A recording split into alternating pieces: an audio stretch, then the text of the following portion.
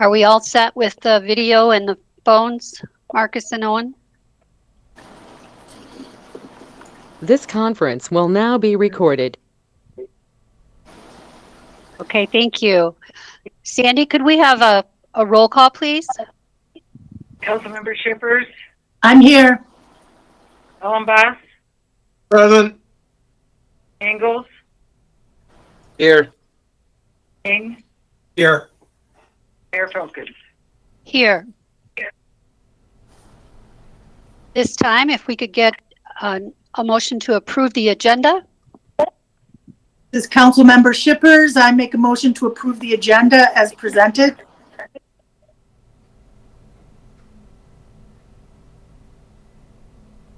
This is Councilmember Ingalls. I support.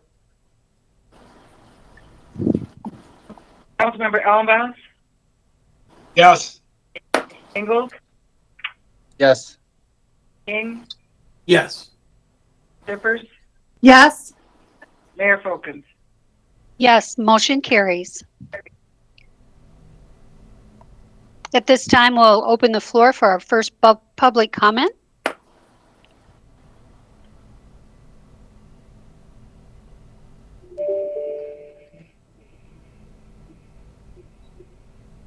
Not hearing anyone, we'll close public comment and move to the approval of the consent agenda.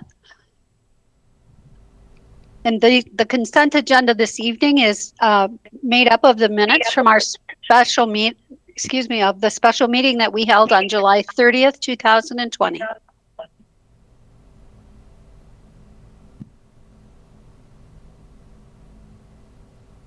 This is Councilmember King. I'll go ahead and make a motion to approve the consent agenda as presented.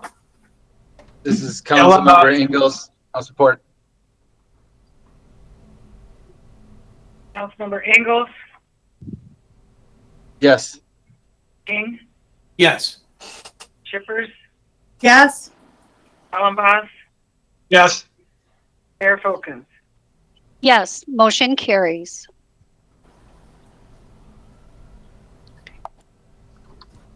Okay, this evening we do have a public hearing. Marcus, would you like to introduce that? Yes, thank you, Mayor and members of the City Council. This evening we have a public hearing to consider the adoption of an ordinance to approve granting an easement to Consumers Energy Company for a solar energy farm that they're building as part of their Consumers Community Solar Garden program. The item was introduced at your last meeting in July, I should say, on July 20th. This easement would grant to consumers a permanent exclusive easement for approximately 2.5 acres in which to locate their solar farm. In addition, it also grants to consumers a non-exclusive 35-foot wide easement from the solar farm site northward to 5th Street, which will be used to run power lines and to provide access to the site. An access drive is also going to be constructed as a part of this easement. Because of the 35-foot wide easement being non-exclusive, that would also be available for use by any future industrial business that may develop adjacent to the easement that we're talking about. And it would preclude having redundant drives at the same location. The map, I don't know, Owen, if you're able to show the map by chance that we had. Thank you. So this is the same map that was shown prior when we set the public hearing for this evening that illustrates what I just described. And I think it's also important to once again just publicly thank the efforts of the Cadillac Industrial Fund, the state of Michigan, DEQ, or former DEQ, now Eagle.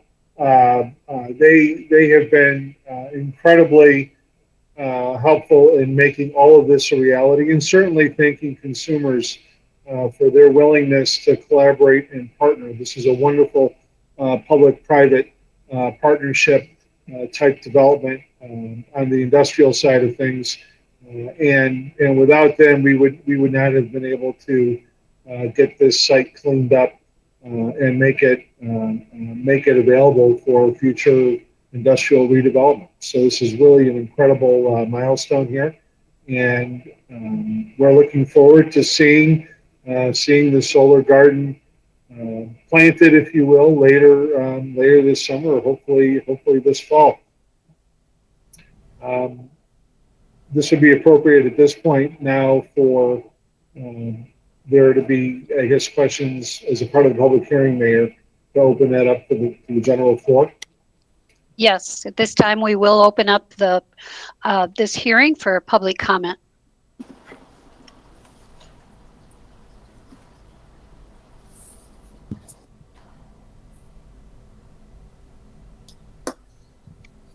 Not hearing anyone, we'll close public comment and move to the discussion or questions that the council might have.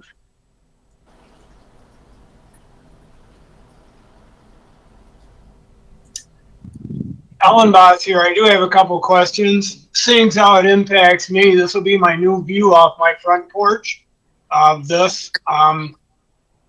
It's definitely better looking than the pile of bricks that was there.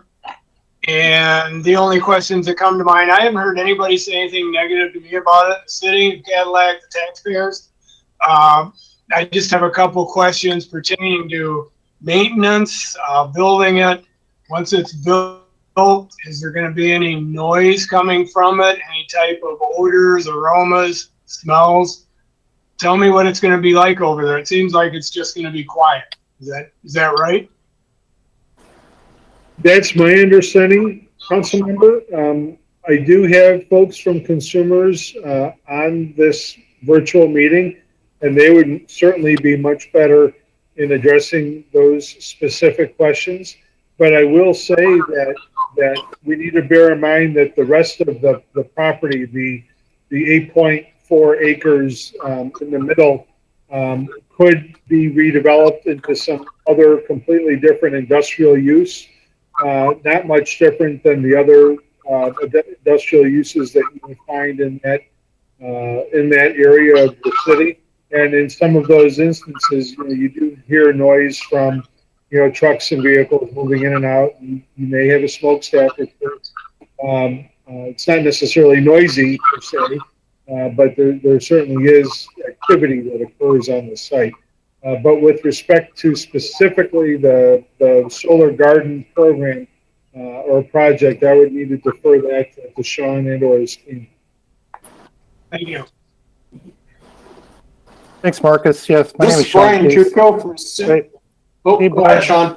I'll take this one. Councilmember Ellen Boss. Yeah, as it relates to noise, activity, smells, anything like that coming from the solar garden itself, we do have several solar gardens in place currently. You will see some activity as it relates to maintenance if there is some kind of failure on the site for some kind of damage that could occur or may occur from a storm or just from age.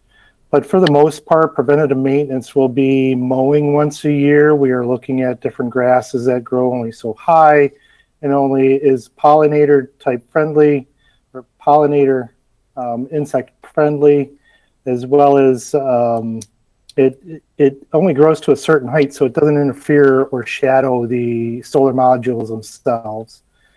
You shouldn't have any smells. I don't foresee any smells. As it relates to noise, you may hear some transformer humming once in a while, but for the most part, a solar garden is pretty inert. It's very inactive. It's generated from the sun. There's just not many moving parts, if any. It's quieter than the trains I'm listening to right now. I'm sure it's much quieter than the trains you are listening to right now. What's the lifespan of one of the cells? Brian, why don't you go ahead and take that question, because I'm having computer issues all of a sudden. The lifespan of a solar panel itself can be 40 or maybe even 50 years. There's several components involved with this system. The solar panels, then inverters, which convert the DC power to AC. Those are typically a 10 to 15-year lifetime. Thank you very much. Seems like a good deal.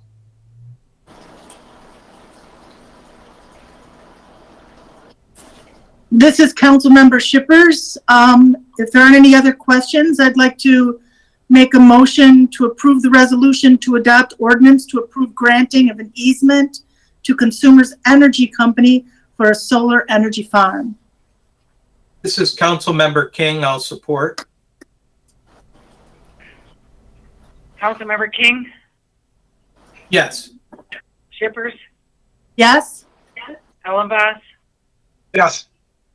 Ingalls, Yes. Mayor Folkins.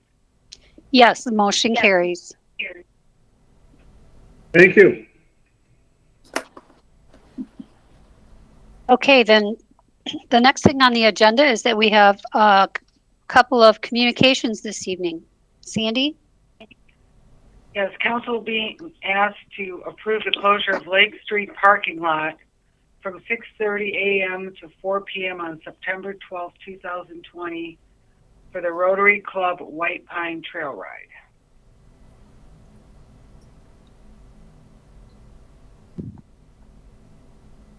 I would make a motion to approve the closure of the Lake Street parking lot from 6:30 a.m. to 4 p.m. on September 12, 2020 for the Rotary Club White Pine Trail Ride. This is Councilmember Shippers, support. Councilmember Shippers, Yes? Ellenboss, Yes.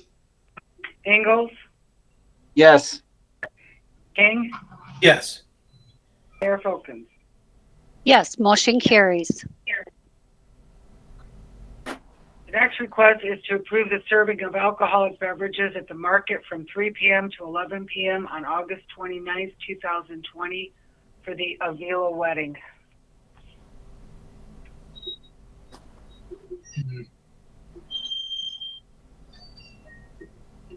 This is Councilmember King.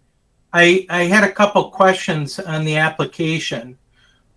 Is it correct that, I'm assuming they had 6 p.m. on 8/28 for setup, and then the wedding is the 29th, but then I'm looking at the application, it says on 8:30, the cleanup wouldn't be till 8 p.m. if I'm reading that right. Is that correct?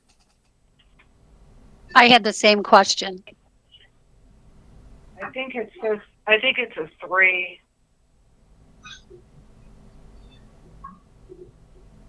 Or 3 p.m. for the cleanup? Ah, You finish by That would be 3, like- that's what and it, but That would be for table takedown or something like that, I would assume. Yeah, removal of tables and chairs and things of that nature. okay. Yeah, it looks like 3, that other is 8. And that's by 3 o'clock, correct? that's the way I'm reading it, but Okay. I read it as it would start at 3 p.m. Yeah, 3 to 11 p.m. And they'd probably have to do some cleanup, and our parks crew would have to finish the cleanup Sunday morning. As far as I would look at it.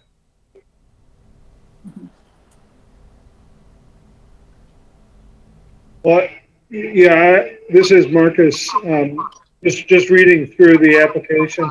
So the, event setup starts in the morning, or excuse me, in the afternoon on the 28th. And then on the second day,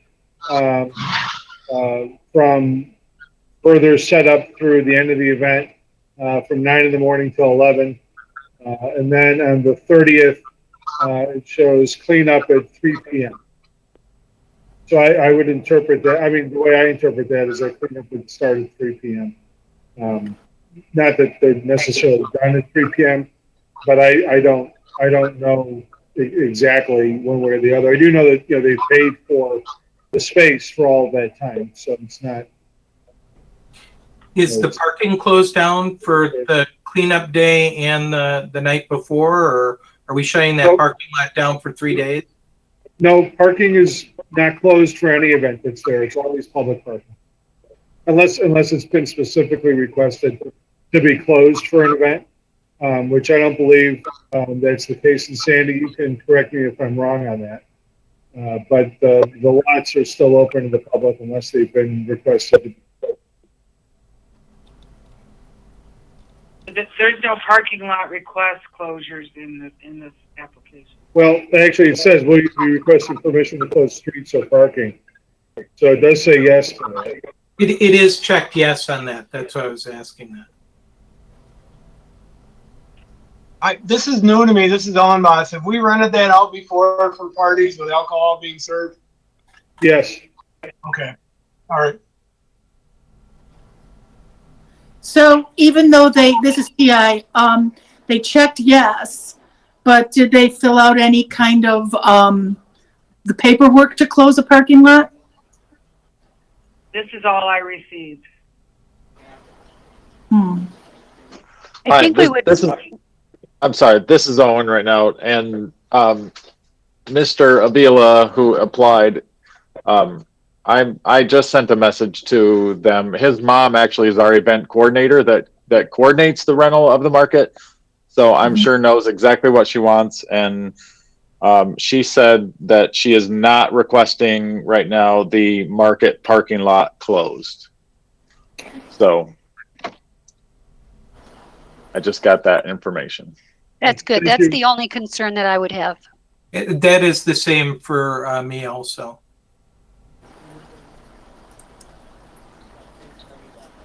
If it helps, I know that our motion is to approve the serving of alcohol. I'd go ahead and make the motion to approve the serving of alcoholic beverages at the market from 3 p.m. to 11 p.m. on August 29th, and to just clarify with the people requesting this that it does not include the closure of the parking lot as we discussed.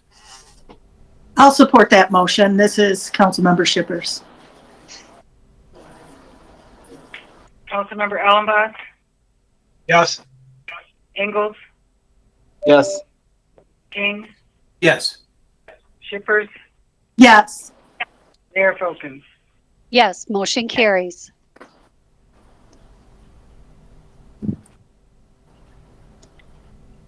And when you're ready, Sandy, we have a couple of appointments. Yes, it's being recommended to approve the appointment of Mark Blyven to the Historic Districts Commission for a 3-year term to expire on August 17th, 2023.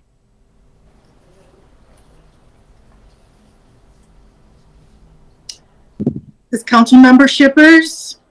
I will make the motion to approve the appointment of Mark Blyven to the Historic Districts Commission for a 3-year term to expire on August 17th, 2023. This is Councilmember King. I'll support. Councilmember Ingalls, Yes. King, Yes.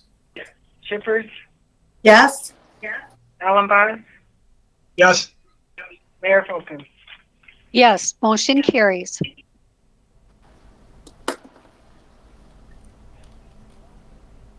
The next request is to designate a council member as the primary representative and someone else as the alternate to attend and vote at the Michigan Municipal League Annual Convention. And this is something we do every year. And I would be happy to be the person that is there for that vote, as I'll be participating in the conference. This is Councilmember King. I'll go ahead and nominate Mayor Felkins for that. Thank you. I'll second that.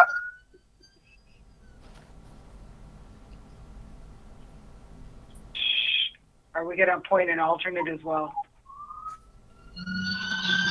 I'd be willing to be an alternate. I plan to attend as well. It's virtual this year, correct? Yes. That's correct. It's all virtual, and if you guys could let me know your plans by Thursday, that'd be awesome. Yeah. This is So if we, Councilmember King. I'll go ahead and nominate Councilmember Shippers also. I'll second that. Councilmember King, Yes, and thank you to both. Shippers, Yes. Allenboss, Yes, and thank you both. Ingalls, Yes. Mayor Folkins. Yes, motion carries.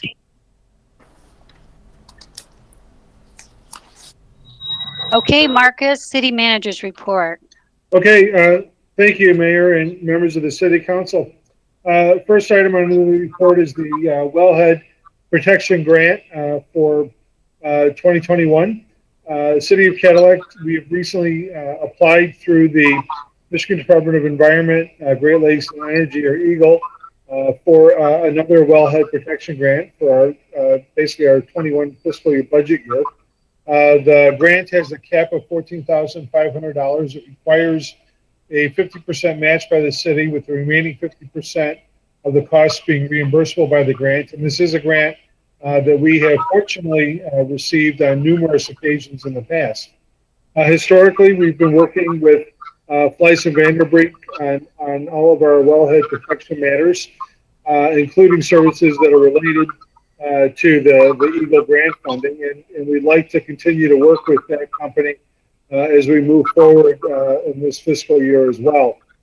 The anticipated net costs to the city for the services performed by Fleiss and Vanderbrink related to this grant are anticipated to be under the administrative spending limit. However, the total project costs will be equal to the full grant amount, and that is therefore why the authorization for moving forward with Fleiss and Vanderbrink for this whole project and the services related to the grant must come through City Council.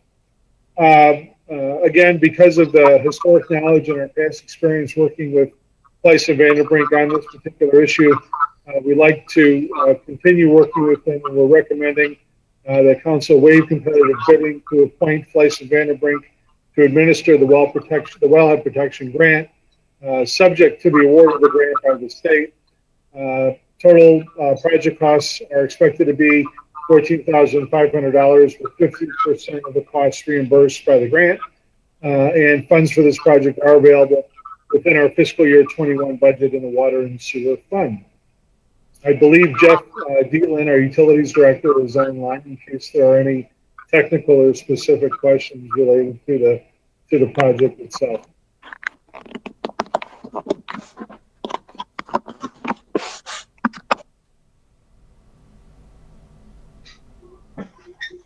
Hey, Jeff, Brian Allenboss here. I have just one question. How many businesses are in this area that could do this job besides them? How many people, how many engineering firms are? How many firms could do this? Is there anybody else in the area? I would assume any engineering firm could do it. I would assume our Preen and Newhoff could do it, but Fleiss and Vanderbrink has all our historic records, so it'd be transferring all those records over and doing stuff like that. That would slow us down considerably. Very, very good. All right. Thank you.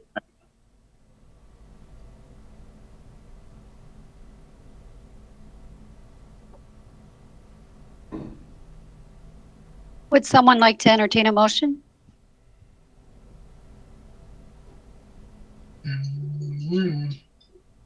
This is Councilmember Shippers. I'll make a motion to waive competitive bidding on the administration of the Wellhead Protection Grant. This is Councilmember Ingalls. I'll support that. Councilmember Shippers, Yes? Allenboss, No. Ingalls, Yes. King, Yes. Mayor Folkins. Yes, motion carries. Actually, Mayor, members of the City Council, I need to pause. Is that correct, Mike? Or I think it might be dead because we need a unanimous vote on waiving of a bid.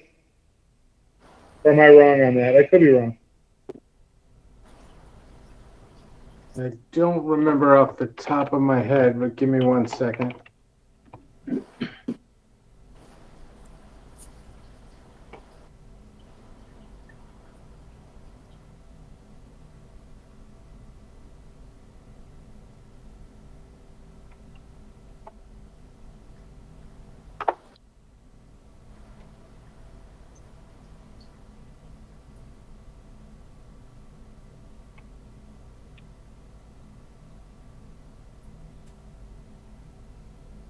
I might be incorrect, but I just want to make sure before we move ahead. So I apologize, everybody. No worries. It's better to get it right.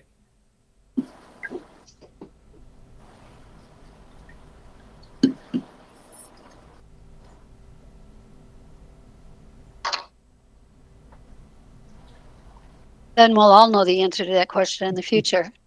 That's right.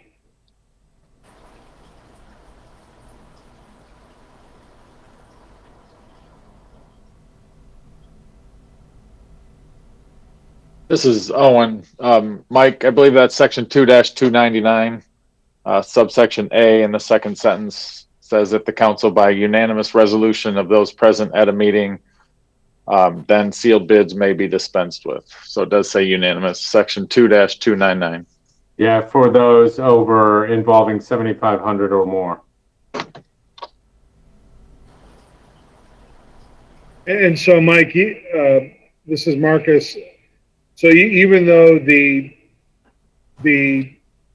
cost to the consultant hypothetically is 7,500, well, I guess because it says 7,500 or more, then that would still apply because it's the That's total correct. project cost with half of it going to the grant. So at this point, unless there would be another motion presented by probably it would have to be Councilmember Ellenboss, we can't move forward then to the award of the program and would need to bid it accordingly. This is Ellen Boss again. I really don't like. I like to have bids put in, competitive bidding. But in this situation, I'd be willing to put up a motion, the same motion. Waive competitive bidding on administration of the Wellhead Protection Grant, only because it's necessary for it to move through and get it done. Thank you, Councilmember Ellenboss. Do we have a second? Yeah, this is Councilmember Ingalls. I'll support that. Councilmember Ellenboss, Reluctant, yes. Engel, Yes. King, Yes. Shippers, Yes. Mayor Folkins. Yes, motion carries. And now we're going to need a second motion to appoint the Fleiss and Vander Brink.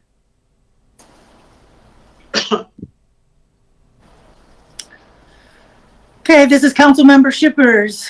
I would like to make a motion to appoint Fleiss and Vanderbrink to administer the Wellhead Protection Grant, subject to award of the grant by the state. This is Councilmember Ingalls. I'll support that. Councilmember Ingalls, Yes. King, Yes. Shippers, Yes? Ellenboss, Another reluctant, yes.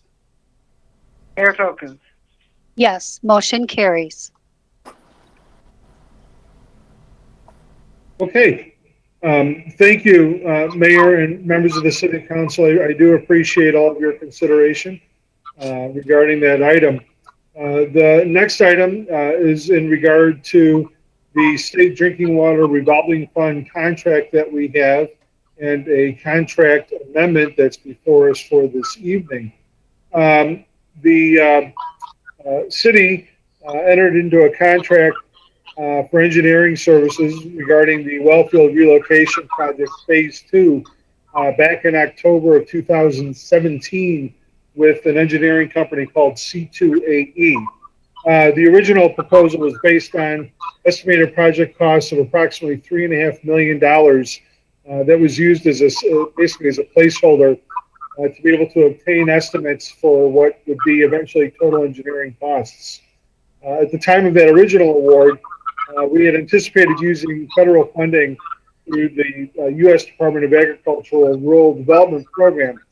However, the application filed by the city for that program was denied, unable, in part because we're unable to meet their criteria due to essentially fees for our water rates being too low. As a result, the city proceeded with an application then to the State of Michigan Drinking Water Revolving Fund program.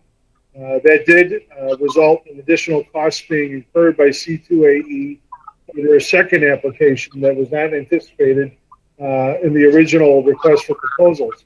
Additionally, we requested other work related to the project to be completed, and that is detailed in the amendment request that's as part of the public packet. Those two were costs that were not originally anticipated in the RFP. The additional cost for all of these services is $35,000. They are reimbursable through the State Drinking Water Revolving Fund loan.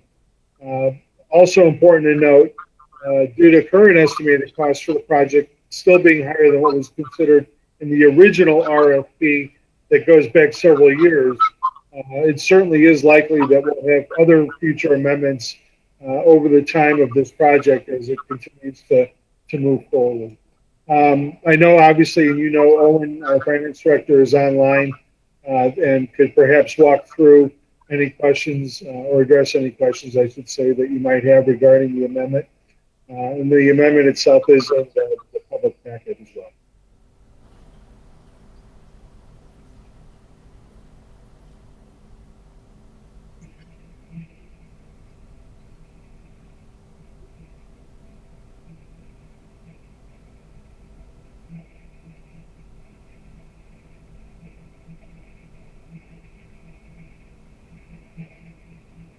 If no one has any questions for the finance director or for Marcus, would someone entertain a motion? Yep, this is Councilmember Ingalls. I'll make a motion to approve the State Drinking Water Revolving Fund contract amendment. This is Councilmember Shippers. I'll support. Councilmember King, Yes. Shippers, Yes? Ellenboss, Yes. Ingalls, Yes. Mayor Folkin. Yes, motion carries. Interesting. Our water rates are so low that we couldn't get the rural development fund. And we were just looking at our water bill thinking, oh, that's right, it went up. Still low enough, though, not to qualify. Yeah, yep. And I reminded my husband of watering the garden, so there's that. Thank you again, Mayor and members of the City Council. The next item is my standard COVID-19 update. Just looking at some of the latest information that was provided through our district health department number 10 that is relevant or up to date as of 3 o'clock this afternoon. Total positive cases within the multiple county area the District 10 serves, that's Kalkaska, Lake Manistee, Mason, Mecosta, Missaukee, Newaygo, Oceana, and Wilkes counties. Total positive tests is 1,190. Total deaths are 23. 15 new cases within the last 24 hours, 2 of which are in Wexford County. There are 63 cases in total out of the 1,190 attributed to Wexford County residents. I don't know what the breakout is, by the way, into the city. Otherwise, I would show that. Of the 23 deaths, 4 are attributed to Wexford County. Of the 1,190 positives, to date, there have been 929 recoveries. And a recovery is someone that is an individual that's still alive a month after their confirmation date. Of the 929, 40 are attributed to Wexford County. For more detailed and up-to-date information about COVID-19 locally, I would encourage people to look at the District 10 website, www.dhd10.org. Certainly visit the State of Michigan site, www.michigan.gov/coronavirus. or certainly the federal CDC site, which is www.cdc.gov/coronavirus. And that wraps up the COVID-19 report I have for today. Thank you, Marcus. Okay, the next thing on our agenda is the opportunity to adopt a resolution to approve agreement for administrative services with Lake Mitchell Improvement Board, Cherry Grove Township, and Selma Township. Marcus, would you like to talk to that? Yes, thank you. And so I'm going to be referring to the resolution that was provided to us. The Lake Mitchell Improvement Board and Cherry Grove Township and Selma Township. The Lake Mitchell Improvement Board is the improvement board that is responsible for overseeing activities around Lake Mitchell. This is a new agreement that is being presented to us. This agreement continues to have Cherry Grove. This basically formalizes the arrangement where Cherry Grove provides professional staff services to the Lake Mitchell Improvement Board and its other local units of government that it serves, which would in fact include us as well. The city is involved, but not involved in providing any staff support or secretarial support or administrative type services support to the improvement board itself. Arguably, there may be a question as to why we necessarily even need to be a part of this agreement, because it doesn't encumber the city in any way that I've been able to tell. I looked at it when it just came in Thursday afternoon, as did the city attorney and our utilities director, and there was nothing in it that appeared to be troublesome to any of us, which is why we felt comfortable, putting it on our agenda tonight. I think it's a good example of, intergovernmental cooperation, and it really just, again, formalizes the structure for the administrative services that another agency is providing to the management board that we all, in one way or another, are involved with. But our level of involvement is not being required to provide any sort of administrative services, and that's really what this agreement is a part of. And the agreement itself is also in your packet too, and it spells out what I'm referring to. I don't know if Mike or Jeff, if you have any comments to that end, but. No, I think you covered everything. Didn't have any concerns with the agreement. Okay.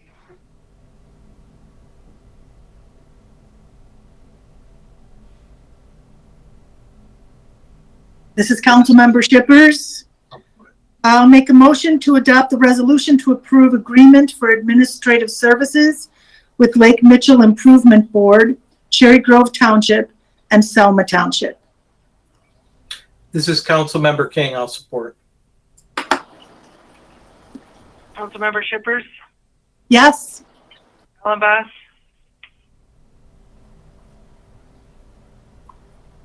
Allenboss, Yes. Ingalls, Yes. King, Yes. Mayor Folkins. Yes, motion carries.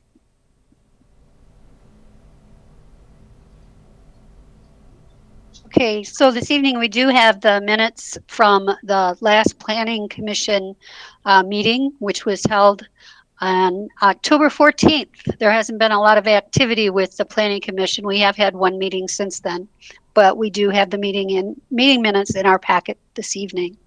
At this time, we'll open the floor for our second public comment.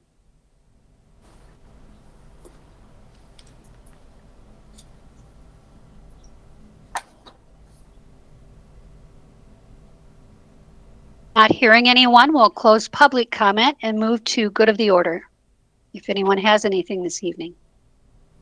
Just a reminder, Mayor, members of the City Council, due to Labor Day holiday, your next council meeting is on a Tuesday. And that would be Tuesday, September 8th.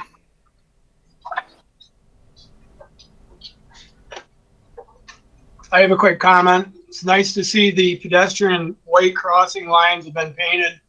The crack sealer's been out. I know Mr. Payne has been short a couple of people in the street department.